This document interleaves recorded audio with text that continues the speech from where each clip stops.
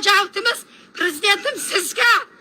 Siz mana 2021-yil bir baloq urush janjallar bilan Zaynobiddin Nizomiddinov degan korrupsionerdan bir baloq qilib yerlarimni olgan edim.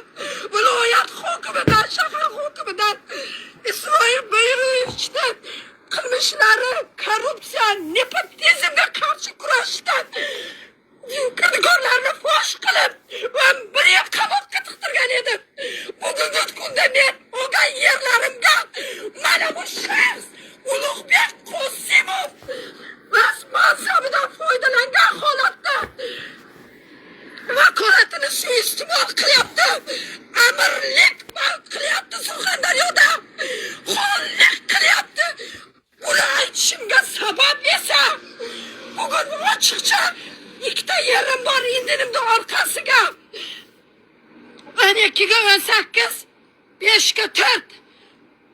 Zaynobiddin Nizomiddinov degan korrupsioner bozor uchun 10 gektar ajratilgan yerda pashta 7 gektarini bo'lib sotdi oldi. Kimga sotdi desangiz Haydaliga. Hamisha aytaman, Haydali Muhammadaliyev, Haydali Hayitmurodov kim quruvchi Termiz tezkor. U to'ymadi. Bugungi kunda bozor uchun ajratilgan yerga, bozor uchun do'kon qurildi degan joyga bugungi kunda boylar pul mayli mansabini bu viloyat hokimi unga shart sharoit yaratib beryapti. Nimani evaziga? Manfaatni evaziga.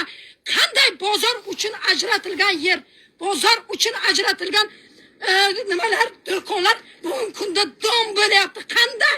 Axir bozorda nima uchun yubileyini buzgan edi?